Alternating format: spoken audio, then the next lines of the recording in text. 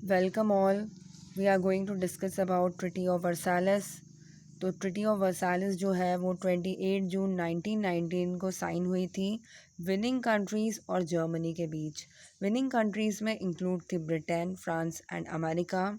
इसमें रशिया नहीं था। क्यों नहीं था? क्योंकि 1917 में रशिया में रिवॉल्यूशन आ गया था और रशिया ने वॉर से विड्रॉ कर लिया था। उसने जर्मनी के साथ ट्रिटी साइन करके वॉर से विड्रॉ कर लिया था 1917 में।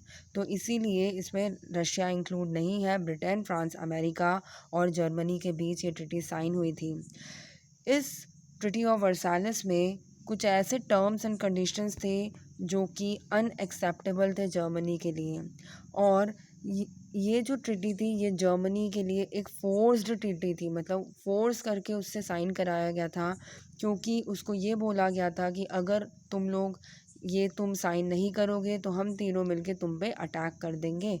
तो इसलिए जर्मनी के पास कोई ऑप्शन नहीं था। तो हम पहला पॉइंट देखेंगे कि इस ट्रिटी में क्या था।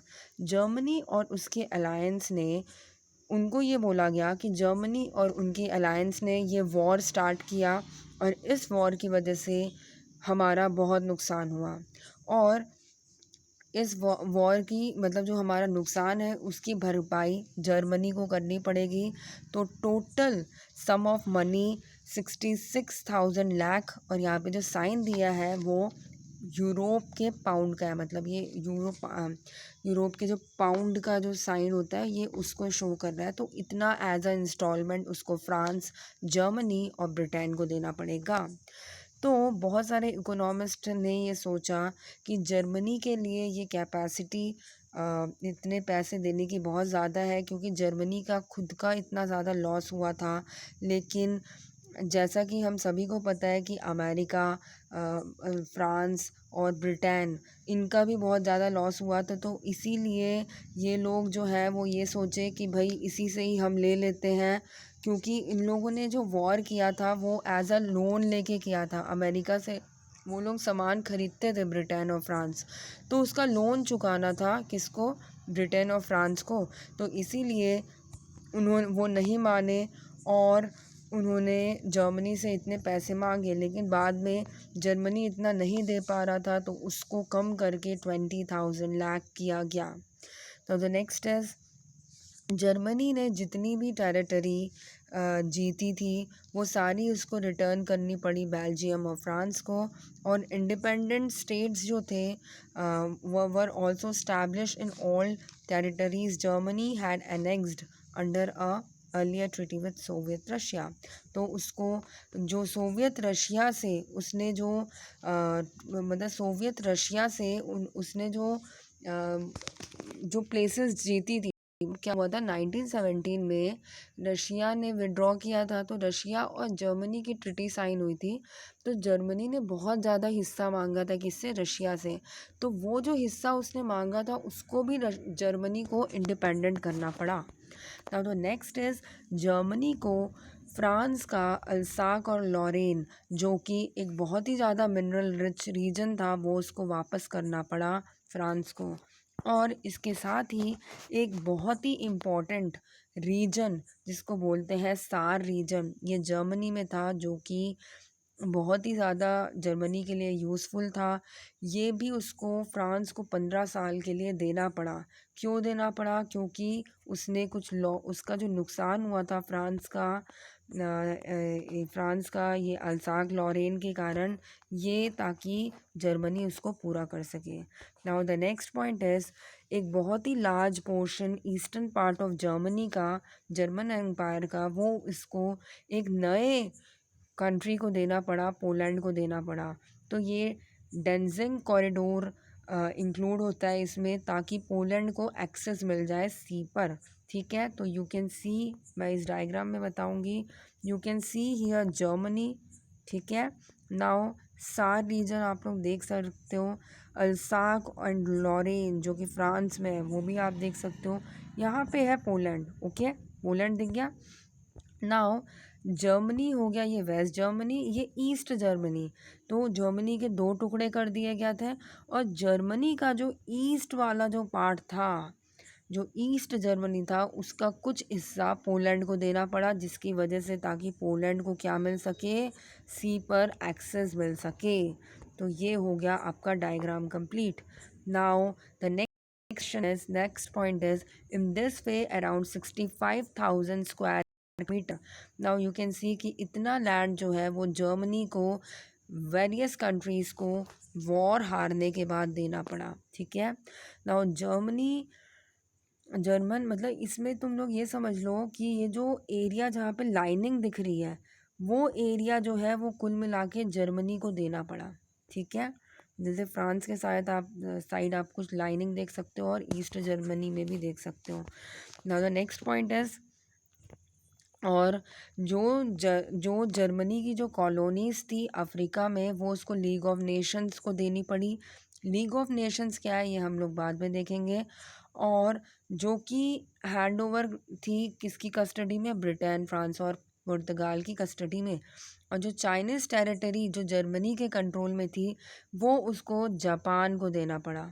Okay, now the next point is, जो जर्मनी की जो मिलिट्री थी उसको बहुत ज़्यादा मतलब लिमिट में किया गया, 1 लाख सोल्जर की लिमिट कर दी और डिसआर्मामेंट भी कर दिया गया। डिसआर्मामेंट मतलब होता है आर्म्स की कटौती करना, आर्म्स ख़त्म कर देना, वो होता है डिसआर्मामेंट।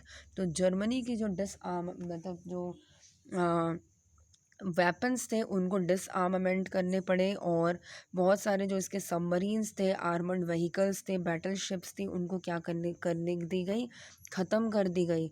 और जो ग्रीनलैंड जो कि बॉर्डरिंग में है फ्रांस के, उसको भी डीमिलिटराइज्ड करना पड़ा ताकि जो जर्मनी है वो किसी भी कीमत पे आगे अपनी आर्मी ना बना सके और वॉर ना कर सके। Now the last but not the least, one term of the treaty specified that Germany and Austria could not merge.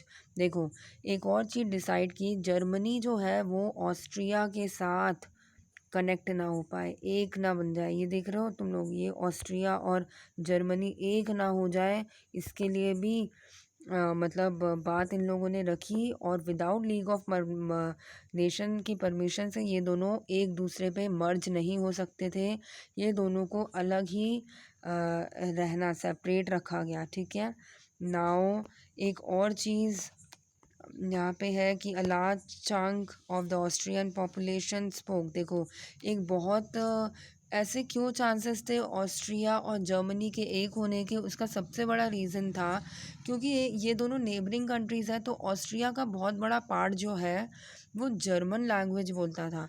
तो जब वो जर्मन लैंग्वेज बोलता था तो उसमें चांस है कि वो दोनों एक हो जाएं। तो इसीलिए ऐसा ना हो, इसलिए जो एलाइड पावर्स थी, एलाइड पावर मतलब जो जीती हुई पावर्स थी जैसे कि ब्रिटेन, फ्रांस, ये एलाइड पावर्स थे, उन्होंने ये होने नहीं दिया। अब कॉन्सिक्वेंस ऑफ ट्रिटी ऑफ वर्साइलेस क्या थे, मतलब ट्रिटी ऑफ वर्साइलेस का रिजल्ट क्या निकला। सबसे पहली बात तो ये एक अनजस्ट ट्रिटी थी। ठीक है, ये टोटली डेमोक्रेसी और जस्टिस के अगेंस्ट थी। ठीक है, नाउ द सेकेंड थिंग इसमें ये कि जर्मनी जो है उसको ज़बरदस्ती ये साइन कराया गया था, फोर्स करके साइन कराया गया था। ठीक है, एंड नेक्स्ट थिंग ये कि जो जर्मनी में क्या हुआ, जब जर्मनी हारता है तो उसमें नए टाइप की गवर्नमेंट आती है। तो न्यू जो इलेक्टेड गवर्नमेंट होती है वो ये बोलती है कि हम इस वॉर के रिस्पॉन्सिबल नहीं है। इसका रीज़न तो पहले के लोग थे जो एम्परर थे, जो अनडेमोक्रेटिक गवर्नमेंट थी, उन्होंने मतलब गलत डिसीजन लिया, उन्होंने गलत काम किए हैं, हमने नहीं किया है, तो हम क्यों थे। तो इस टाइप के पॉइंट्स आ रहे थे। तो इसीलिए जो जर्मनी है वहाँ के जो लोग थे वो इस ट्रिटी को सपोर्ट नहीं करते थे, क्योंकि एक डेमोक्रेटिक कंट्री, एक तो वैसे ही जर्मनी खुद हारा पड़ा था, उसके पास खुद के पास कुछ नहीं है, तो वो दूसरे को कैसे दे देगा। ऐसे में फिर चांसेस क्या रहेंगे, ऐसे में वहाँ के जो लोग हैं वो मतलब लड़ाई करेंगे, वो अपनी ही गवर्नमेंट के अगेंस्ट होंगे। इसीलिए यहाँ की गवर्नमेंट जो है वो चेंज हो गई थी, बाद में डेमोक्रेसी से बदल के वो डिक्टेटरशिप में आ गई थी। लेकिन हम ये चीज़ को नेक्स्ट चैप्टर में डिस्कस करेंगे।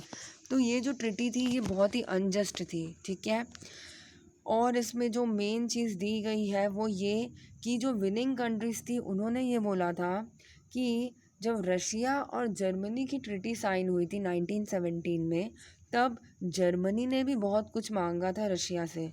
तो अगर वो मांगा था तो हम भी मांगेंगे उससे, ये जर्मनी ने बोला था। You can see the point here कि they also pointed out that Germany had itself imposed harsh condition in the treaty it signed with the revolutionary government of Russia। मतलब जो रिवॉल्यूशनरी गवर्नमेंट थी Russia की, उसके साथ उसके सामने एक बहुत ही हार्श कंडीशंस रखे गए ट्रीटी में, और उन्होंने एक बहुत बड़ा लार्ज एरिया, चंक मतलब लार्ज एरिया रशियन टेरिटरी का लिया। तो इसीलिए ये जो वॉर की जो पॉसिबिलिटी थी वो बढ़ गई।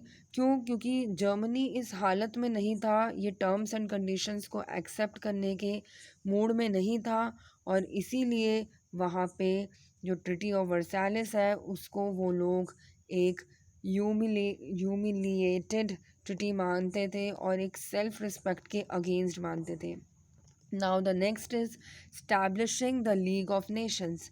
तो establishing the league of nations जो है वो मेनली इसलिए किया गया था ताकि सेकेंड वर्ल्ड वॉर ना हो। ये एक प्रकार का एक ऑर्गेनाइजेशन बनाया गया था जो वर्ल्ड के पीस एंड सिक्योरिटी को मेंटेन कर सके। इंटरनेशनल ऑर्गेनाइजेशन था ताकि वो प्रॉब्लम्स को सॉल्व कर सके दो कंट्री के बीच पीसफुल मैनर में। लेकिन during the war Wilson 14 points once again brought this idea।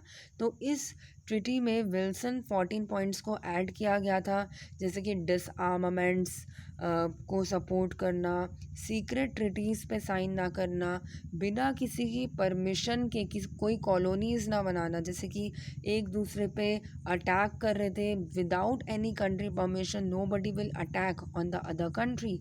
सो ऐसे कुछ 14 विल्सन पॉइंट्स थे। तो ये जो है वो लीग ऑफ नेशन में इस्टेब्लिश किया गया था। ये जो है लीग ऑफ नेशन मतलब रूल्स बनाए गए थे लीग ऑफ नेशंस के, और ये जो लीग ऑफ नेशंस है ये 1920 में इस्टेब्लिश किया गया था जेनेवा में, जो कि कैपिटल है स्विट्ज़रलैंड की। इसका एम ये था कि क्वारल्स को पीसफुल मैनर में सॉल्व करे और कंट्री के health care systems, food security, working condition of labours, इन सबको इम्प्रूव कर सके। और इसके साथ ही फर्स्ट वर्ल्ड वॉर में जो हुआ था उस टाइप की चीज़ ना हो, इसलिए ये लीग ऑफ नेशंस बनाया गया था। जैसे कि for example under the treaty of Versailles it was given the administrative responsibility of the Saar region given to France for its use, and the Danzig corridor ceded to Poland to permit it access to the sea।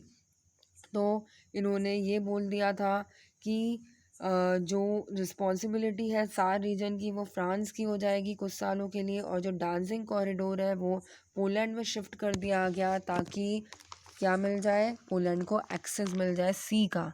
ठीक है, देखो सी पे access मिलने का मतलब क्या होता है, सी पे रास्ता मिलने का मतलब होता है नेवल पावर का आना। क्योंकि जो कंट्री की जो बाउंड्री है वो सी के पास होगी तो वो क्या करेगी, नेवी पे काम करेगी। ठीक है, और पहले के टाइम पे नेवी जो है उस पर ज़्यादा वर्क होता था, जो ट्रेड होता था मतलब जो कारोबार था वो टोटली किसके ऊपर डिपेंड था, नेवी के ऊपर डिपेंड था।